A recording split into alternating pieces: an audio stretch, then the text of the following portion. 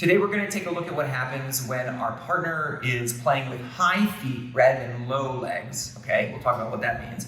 And then how we can pass the guard, particularly our partner's supine guard when they're on their back, and then we can move into a position where we've got good control.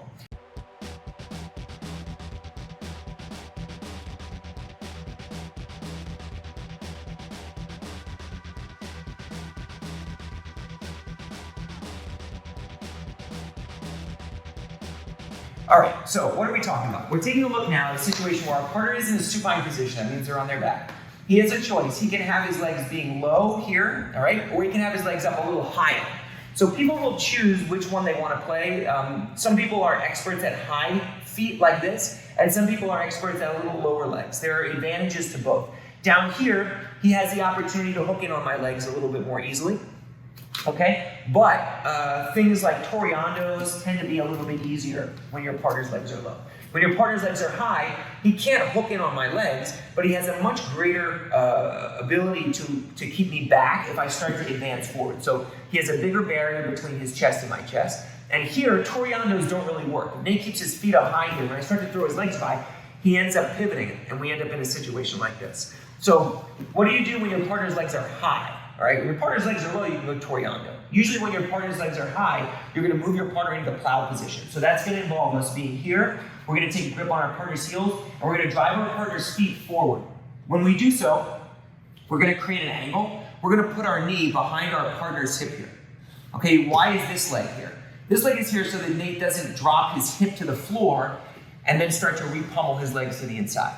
So we drive our partner's toes down to the mat, we walk around the corner, and then we're gonna pin our partner's one leg with our front leg here, okay? So there are a few ways of doing this. We're gonna put our right leg against our partner's left leg.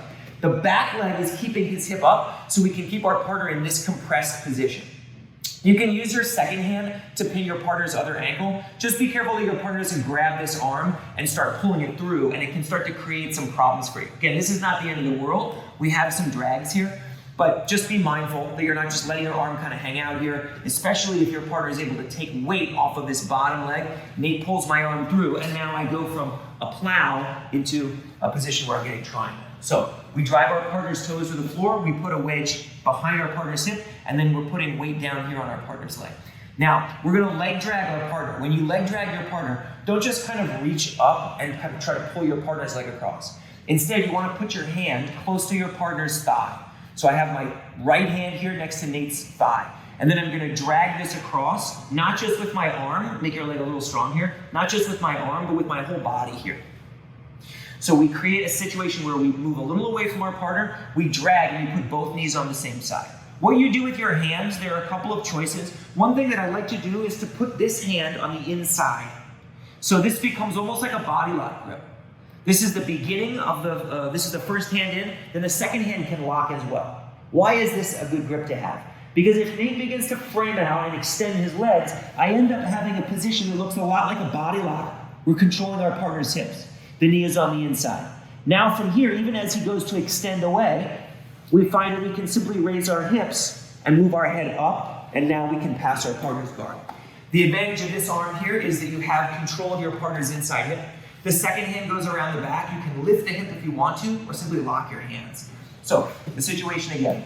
We're here. Normally we want a toreando, but our partner's legs are high. So we're going to take our partner's feet, put them on the floor, walk around the corner, pin our partner's leg. Second knee is behind. This hand reaches across.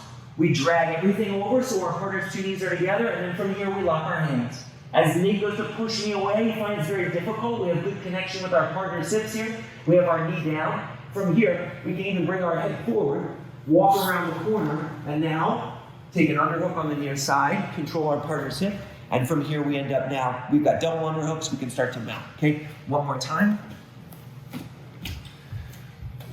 High feet, plow, pin, controlling our partner's hip here, driving, and keeping our partner's hip off the floor. Holding the thigh, we drag everything by coming up and bringing it underneath our hip, and then from here we shoot our arms through and lock. So we have a grip behind our partner, a grip in front. As he goes to push away and frame, he finds it's very difficult. We can keep pressure here if we want. If he goes to move around, frame, invert, it's very, very hard. We can bring our head down to either side. Now from here we can begin the action of walking around.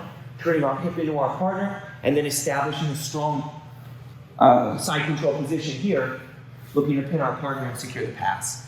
So, understanding first the difference between low feet and high feet, low legs and high legs, and then converting that into a plow, body lock style passing. It's a nice way of dealing with this particular problem. Hopefully this was helpful for you. You enjoyed it. Thanks for watching.